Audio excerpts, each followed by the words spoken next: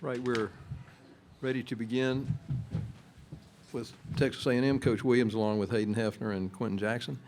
Reminder to silence your cell phones, and we'll ask Coach for some general thoughts on the game, take your questions just for the two student athletes, and then we will finish up with Coach Williams. So, Coach? Yeah, it was a quick turnaround. We haven't played Arkansas since January the 22nd. They were a mirror opponent. Kind of a quirk in the schedule, maybe.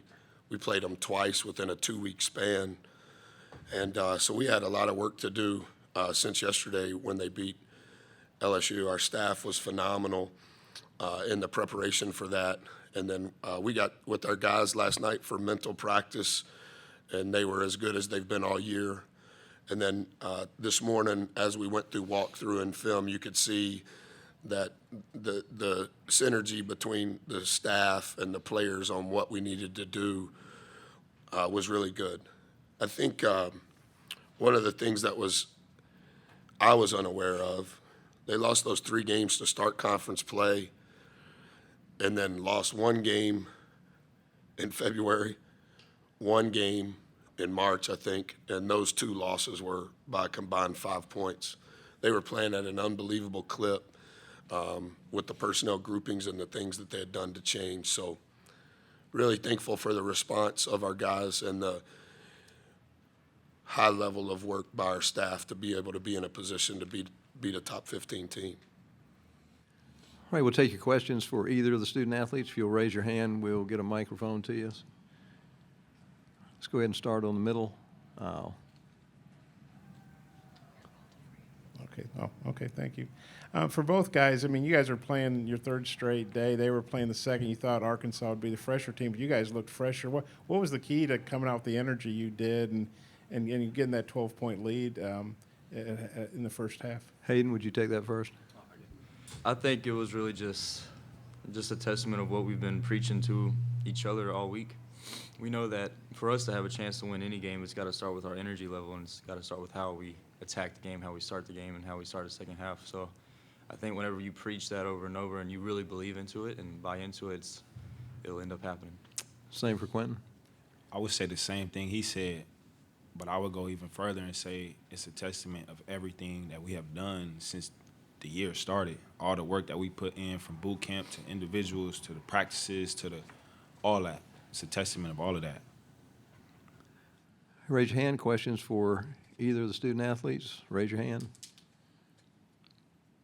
All right, let's go to the front row, left side. Thank you. Thank you. Hayden, Olin Buchanan, Tech Zags. Would you just talk about the impact you were able to? I know you came in early, and there might have been a couple of miscues here and there, but you came in, and I think after the timeout when they got within 3, did Coach call that play for you, or did it just work out? And then just your thoughts on the impact you were able to make on the game. Yeah, that was a play we kind of drew up. I mean, it was really up to Boots to make a good decision. He was the one that had the ball. It was really up to him to kind of get in the lane and read their defense, and he decided to turn around and give it to me, and I was just, I don't know, everything's clicking, believing in it, believing in what you're doing, and just never holding back. I think it's really ultimately what it was.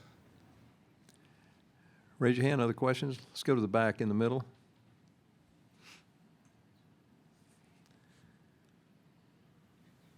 Quinn, you were going up against Audi's Tony today in the first half. He had a couple blocks, but you still managed to get 20 points. How difficult is it to go up against one of the better defenders in the SEC? You were able to have success. Starting the game, it was a little frustrating. I was trying to find ways to score. And it was kind of frustrating because they was locked in on me, but I was just kind of telling my team that it'll open up for them because they were locked in on me. So every time I drive, they would corral me, and I was telling my teammates, be on the field so I could hit you guys. So we just made adjustments around it, and as the game kept going, I just was able to find a way to score the ball. But that's just because my teammates were scoring as well, so it opened up the game for me. All right, raise your hand if you have other questions for either student athletes. Let's come back to the center aisle. Yeah, I think in the second half, Arkansas cut it to 3, seemed to get some momentum, but you guys pushed the lead back out to double digits. Then they cut it to 5. You guys pushed it back out to double digits. Seemed like you guys always had an answer when they would run back at you. Just what do you think was the key to that? Question was for who? but both, if that's okay. Okay. Hayden? I think it's really just a testament to who we are as a unit, from the staff all the way down to our managers. You know, every day we're testing ourselves, you know, working on different scenarios, and just when you have that belief and that unification with the team, it's really hard to like break it apart, because it's up to us really.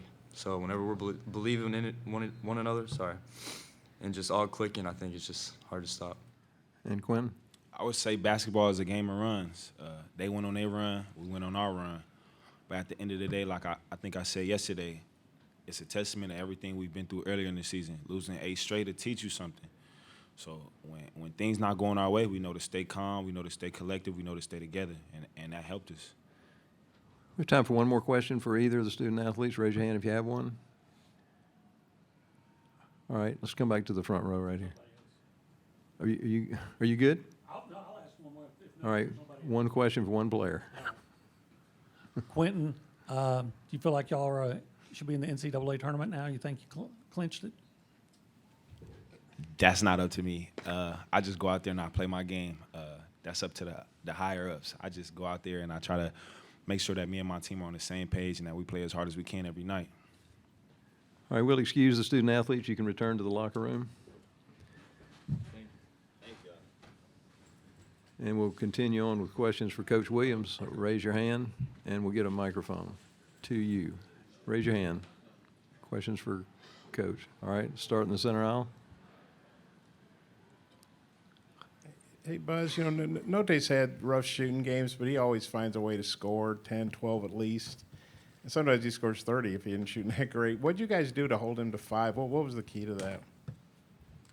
He is so talented. I know I was a little too wordy in the initial introduction. He shot 100 more balls than anybody on their team. He's averaging 16 field goal attempts in SEC play. I just think he's the engine. And I think 10 is the most skilled guy, taller than 6'2" in our league. And those two guys, you can't guard them with one guy. And they have such a high IQ. And so most of our prep work was related to those two guys and how we were going to handle a lot of their actions. And then 5, 4, 3, they just put so much pressure on the rim that's the counter to how you're going to handle 1 and 10. So he's an ultra talented player. Raise your hand if you have a question. Let's go to the back in the middle.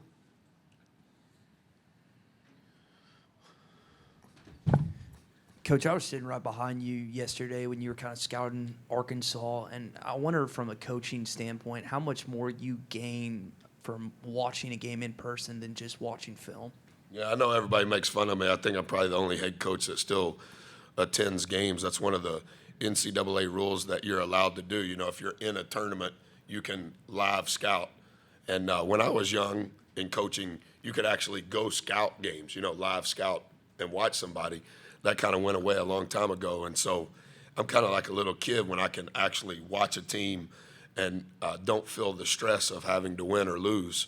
So it's just good for me to get a feel for things that you can't pick up on tape. You know, we kind of do it football style in regards to the responsibility of our staff and the buckets of responsibility that they're in charge of. I never step on. But to be able to sit next to those guys and watch something live and go, what was that? Yeah, let me see it again. And then go back to the hotel and I saw it. And then I can watch it again on tape. For somebody that needs as much help as possible, being able to watch a game live is really healthy for me. Hey, raise your hand if you have other questions for Coach. All right, let's come to the front row. Buzz, 3 games here.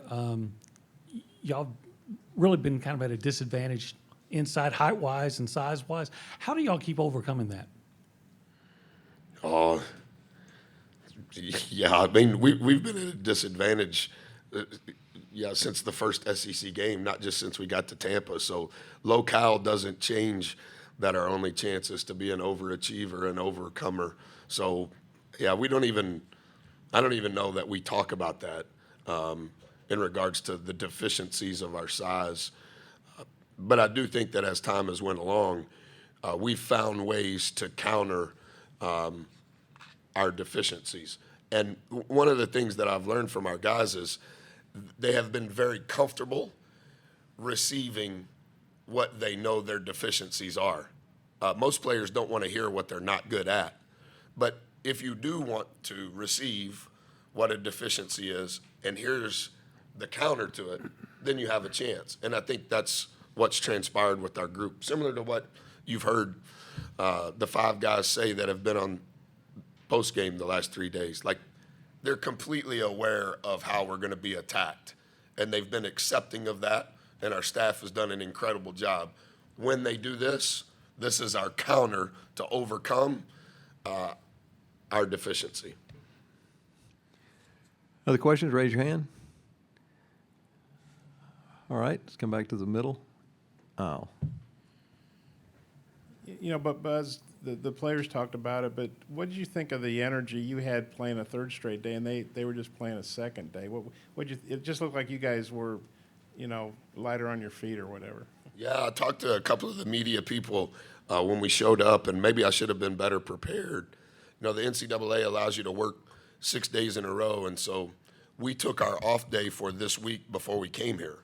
And so we've been working 6 days a week all year long since the season started. So for our guys, they would rather play than practice. And for us to be able to play 3 games in a row instead of 3 days of practice, they think that's more fun. And so, yeah, it was never a topic of conversation. Like, we get to play, and the reward for doing is the opportunity to do more. And we weren't supposed to beat Florida, and so the reward is the opportunity to play Auburn. And then we weren't supposed to beat Auburn, and so the reward is the opportunity to play Arkansas. And we're not supposed to play Arkansas, and so the reward is we get to play again tomorrow. But from an energy standpoint, hey, they've done less, we've done more, we've been here longer. We just don't. We never broach that subject because that's not how we operate on a daily basis. All right, we got time for one more question. Anyone? All right, last question on the far left. Coach, Quenton had that big dunk that sent it into timeout. You kind of grabbed him. You huddled everybody together. What was your message to them? Because that really kind of started a stretch run for you guys to close it out strong. Yeah, you know, we kind of handle halftime probably different than most people think, and we probably go about timeouts a little different too. Sometimes I think just sitting around and letting the coach talk like it's a clinic may not necessarily be best. And so that timeout and multiple timeouts since we've been in Tampa and every halftime, we don't sit around much. Let's talk about what's coming next and how can we be better and who needs to be in the game and who needs to be out of the game. So I don't exactly remember what I said. Q is my guy for life, whether he dunks it or shoots an air ball. I love him. But, yeah, I think we did it 4 times yesterday in ATOs. I think we did it 3 times today. It's like same thing with halftime. We just go about it a little different. Thank you.